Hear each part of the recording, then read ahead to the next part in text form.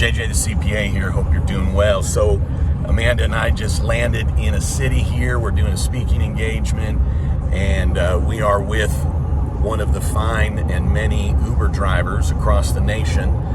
And we've struck up conversation talking about taxes. Surprise, surprise.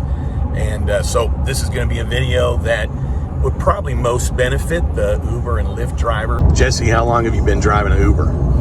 Driving Uber since February of this year. Since February of this year. All right. So, you liking it? I do. Tell me what's the biggest thing that you like about it? If somebody was maybe even considering being a Uber driver, what do you really like about it? I like being able to choose my own hours. Yes.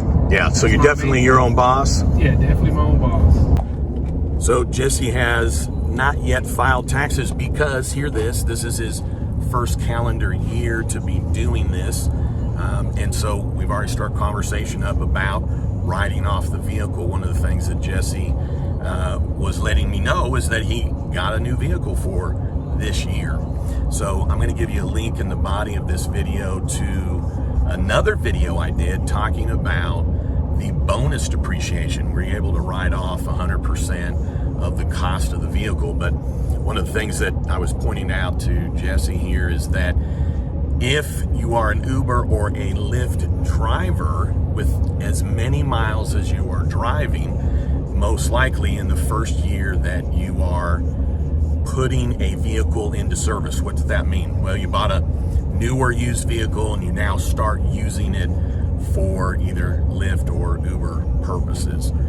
So in that first year, you don't have to decide until you do your taxes. But when you then look at what's going to yield the best deduction for you, you would go, well, how many miles did I drive related to being an Uber and Lyft driver? Now, the one thing I want you to note, Jessie, here is that whenever you're driving around on the job, even if it's not with a customer in your vehicle here, you still get to count those miles as business miles, because in essence you have to get from one point to another to go pick up a customer.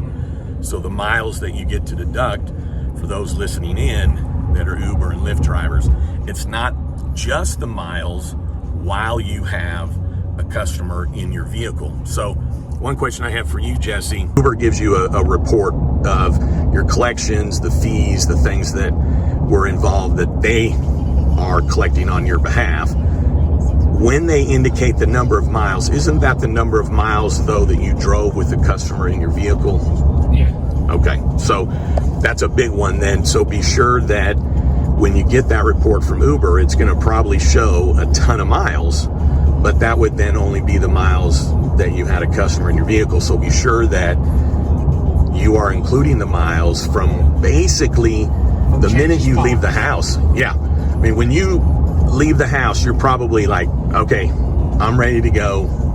I'm ready to start picking up customers, I would assume, most of the time, right?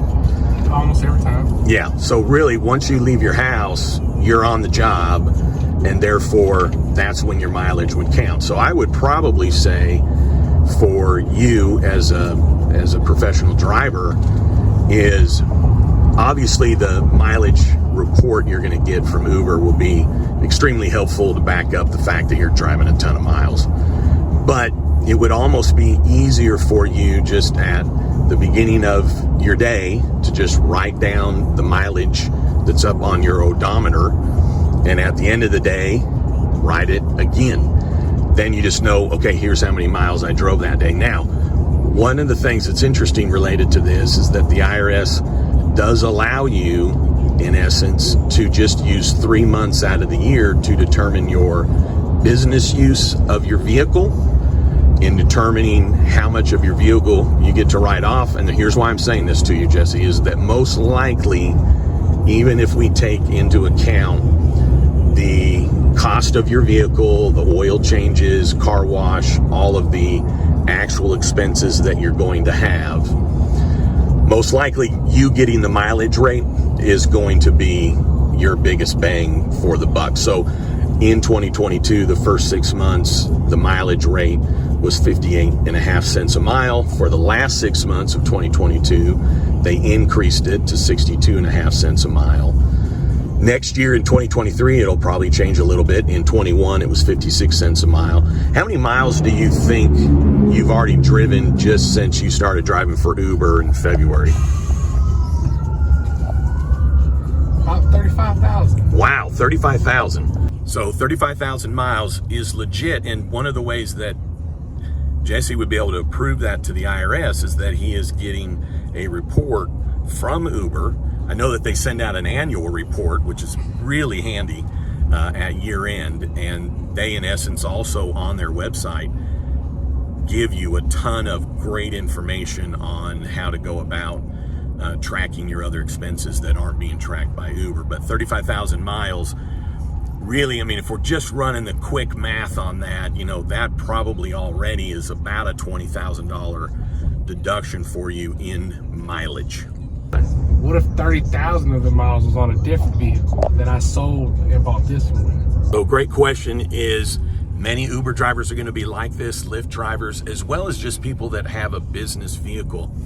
So what he indicated is he got two vehicles. So with the mileage, it's just what vehicle do you have? How many miles did you drive it for business? That is then your deduction.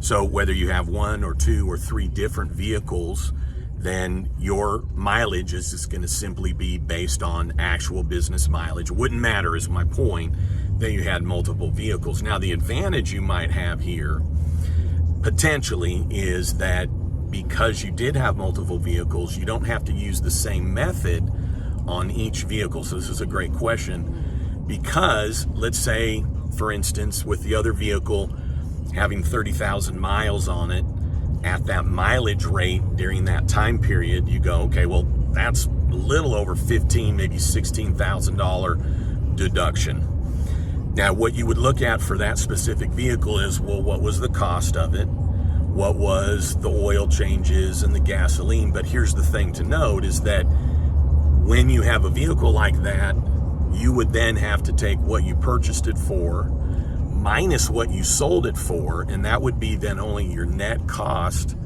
for writing off the actual cost of the vehicle. So what I'm telling you right now, Jesse, is for that first vehicle, like true fact, when you go to do your taxes, just do the mileage rate on that vehicle, because when you look at actual expenses, which is the cost of the vehicle, you know, actual money that you're spending on gas and all that good stuff, for that first vehicle, because you sold it, actual expenses would not yield a very big deduction for you. So I would do mileage on that. Now, we're driving a very nice Chevy Traverse. I had asked if you knew it was over 6,000 pounds GVWR. What year model is it? 2023.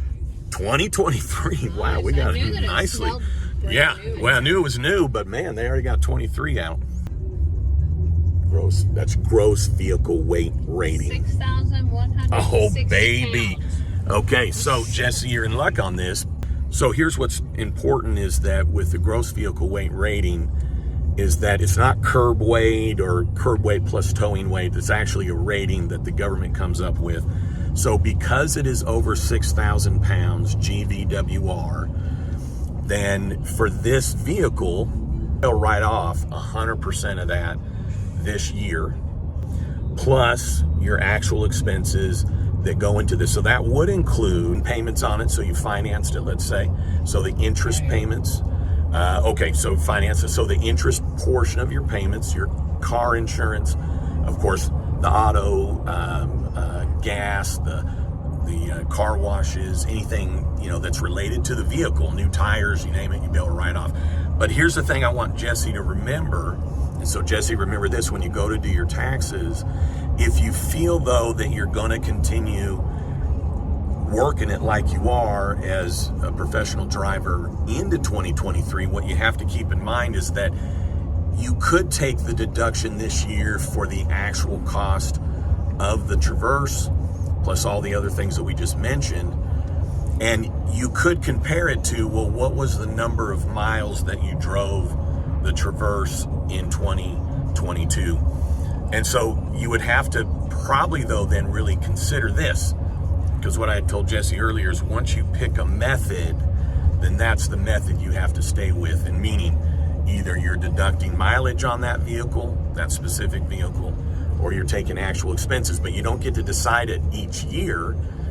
Once you pick a method for a car, vehicle, SUV, truck, anything, then that is what you have to use year after year. And so what I'm telling you this, Jesse, is that while it would make sense for you to go, well, how many miles did I drive this vehicle times, the last part of this year, 62.5 cents a mile, and you may be like, well, man, that's coming up with, I'm going to use an example, let's just say for grins, it comes up with a $25,000 deduction. But most likely the cost of your Traverse and your actual expenses, I'm going to just throw a number out there that probably is not a reality. Let's just say it's 60 grand. So you might think, well, heck, I want to take my $60,000 deduction because I get to write off the full cost of this vehicle because it's basically 100% business usage, everything else, and that's way more than if I did the mileage on this. But what you'd want to look at is, well, what is going to be your miles on the Traverse in 2023? Because if you do write off the actual expenses this year, which include the cost of the vehicle, you wouldn't be able to write off mileage next year on this specific vehicle. So next year you would be able to write off your gas, your car washes, the interest on your loan, the insurance, but you would have already written off the cost of this vehicle in 2022, so you wouldn't get that write-off next year. But Jesse may go, you know what, I've already put 100,000 miles on this vehicle, and Jesse may be getting another vehicle next year.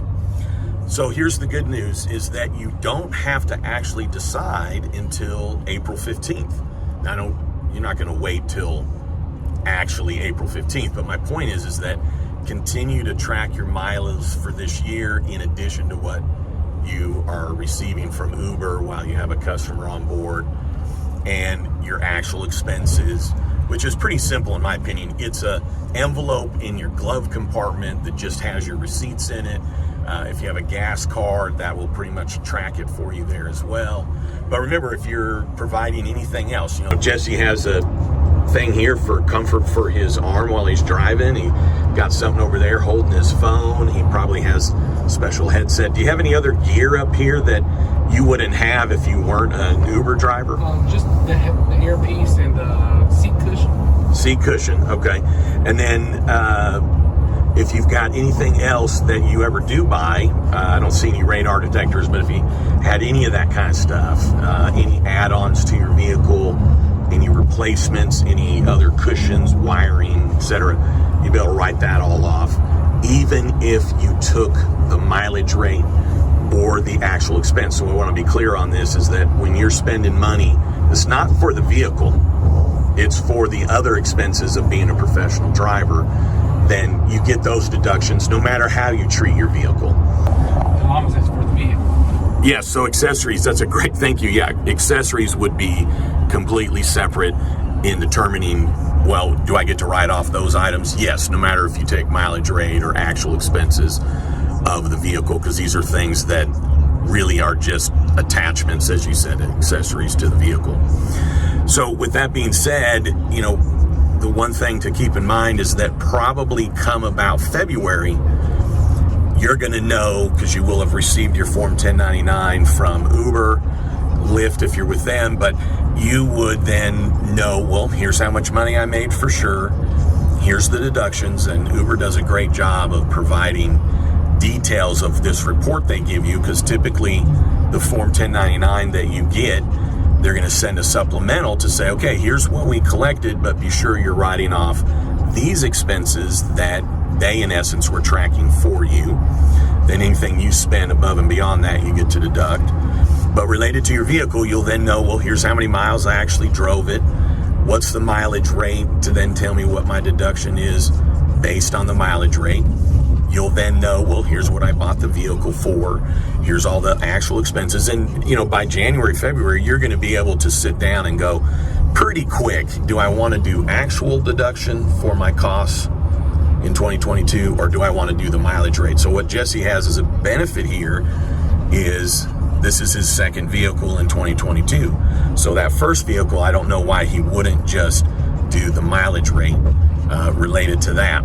But to be clear, on that first vehicle, if you're doing the mileage rate, you wouldn't be able to write off any insurance or interest or gas or oil changes. Now, you would be able to write off car washes because that doesn't have anything to do with the actual vehicle. It's keeping things nice and neat. Any of your accessories related to that. Do I have to write this vehicle off this year, or could I just save it for next year? So, great question that he's asked here is, can he pick which year he tax deducts his vehicle? So, the strict aspect of the law is this: you depreciate the vehicle when you purchased it and when you placed it in service. So this is IRS language of placed in service. So placed in service would be, well, you're now using it to be a professional driver. So you've placed it in service the second you picked up a customer. So the reality of it is that the IRS, while they would never challenge you, Jesse, I think you would win the lottery before they would challenge you on this. The IRS would really dictate, though, that, okay, you're in essence using this for business this year. You would need to take the deduction for the vehicle cost this year. The only way you would, when I say get away, I don't mean like you'd be doing something wrong, but the only way you would really be able to justify legally not deducting the cost of this car in 2022 is that you would take no vehicle deduction in 2022. You wouldn't take the mileage rate because that would lock you into doing the mileage next year, or the write-off. So I definitely don't advise that. So that'd be the only way that you could, in essence, choose to take the deduction next year is by not writing off anything. So of course you're going to have too much expense there. So you are going to get a Form 1099, correct? Yeah. And with that, you already were telling me before we started visiting here on camera is that you're getting a 1099, you can write off your expenses related to all that we've kind of covered. But Uber does allow, and it's on their website, and I'll put a link in the body of this video. But with that being said, Uber does allow you to set up your own entity, and then they would 1099 your entity. The biggest reason that you would want to do that versus a 1099 going to you personally and your social security number is that it would give you the opportunity to avoid self-employment taxes. So right now, the way it's going to work is you're going to get that Form 1099. You're going to be able to deduct all the expenses that we just talked about. And then whatever the net is, when the 1099 is issued to you personally and your social security number, then it's going to be subject to income taxes. So those rates are graduated rates. But in addition to that, whatever the net is, you're going to pay an additional 15.3% in self-employment taxes. So if you were to net, I'm going to use just an easy number, $100,000. Then your tax rate, if I were to blend it, don't know the rest of your tax picture, so I'm going to just literally throw a percentage out of the air. Let's just say for grins, your income tax rate, let's say, is 20%. So if you netted 100 grand, then your tax is going to be 20 grand income taxes. But then in addition to that is self-employment taxes, and that's just Social Security and Medicare tax. So self-employment taxes are, you don't have an employer. So most likely at some point, just like me, you have worked for somebody and they had Social Security and Medicare withheld. FICA, 7.65% was withheld.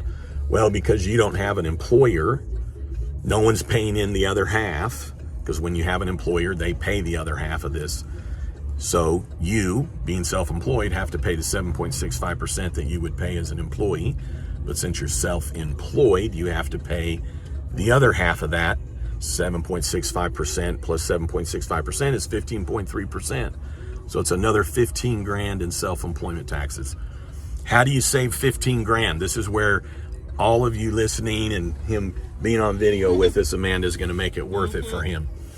So if you elect to be an S corporation, which is very simple, I'm going to give you a link in the body of this video on how to be an S Corp and why to be an S Corp. But if you elect to be an S Corp, then the net income from you doing this is zero for self-employment taxes.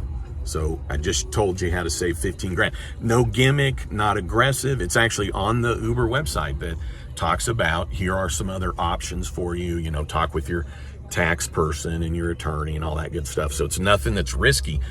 Here's what you would do. So in the state that we're in, at the Secretary of State, you'd set up a limited liability company, LLC. You select, just pick a name. It could just be your initials, LLC, or your initials, professional driver, LLC. It's irrelevant because you're not doing business as that. You just need to have a name. Secretary of State's going to just ensure that nobody else is using that name for business purposes. So it's going to be your name, LLC. So in most states, it costs about $100 to the Secretary of State. Now you have an LLC. That's just your legal designation. So many people get confused to think, oh, well, I'm taxed as an LLC. An LLC can be taxed as anything. What you want it to be taxed as is an S Corp. So the next step you do is you go to irs.gov and you type in online SS4 or online employer identification number. Point is right on the IRS website, you're going to put in some basic info, which is your LLC name, your address, the name of you and your social security number, and you're going to get a tax ID number. The next thing you're going to do is you're going to send that tax ID paperwork to Uber and say, hey, any earnings I'm making going forward, please issue the 1099 to this EIN. And by it being issued to that EIN is the first step to saving this 15.3% in taxes. So it's not just that easy, because the next step is you do need to file a form 2553, which I'm going to give a link in the body of this video. It's pretty easy. Soon I'm going to come out with a video step by step how to fill out a form 2553. I can fill it out in like at least 90 seconds. I'll give myself 90 seconds to fill it out. It's pretty simple. Whenever you see a tax form, it doesn't look simple, but it's a simple tax form. You send it in within 75 days of setting up this LLC. If you blow the 75 days, you have other time periods you can send it in. My point is that that's actually the most crucial thing you do, is set up your LLC at Secretary of State, get an EIN at the IRS website. But the third is to get this S corporation status. But then it's that simple. They don't really do anything other than send an acknowledgement of it. There's nothing to prove to them about anything other than you've now elected on Form 2553 to be an S corporation. Then after that, here's the biggest key though, Jesse, is that you would set up a bank account under your business name and with that EIN, which is pretty simple. It's just the same as when you opened up a personal account. Now when Uber pays you, you need it to go to that business account, because it's not just enough to have an EIN and have this S corporation status. The money now needs to go into the S corporation bank account. The biggest question is, well, how do I get the money out? It's pretty simple. You just pull the money out to yourself, just the same as you would any other way. Now I have some other videos about S Corps and paying yourself and some of the other aspects that I will let Jesse check out, as you as well that are tuning in. But we are here where we're at. Jesse, thanks so much for listening and letting us shoot this video. Oh, thank you for all the information. Well, you bet. Well, thanks for getting us here safely. JJ. Oh, Lord, you got a record? Yeah. Now listen, my name is JJ the CPA. Money, money, money.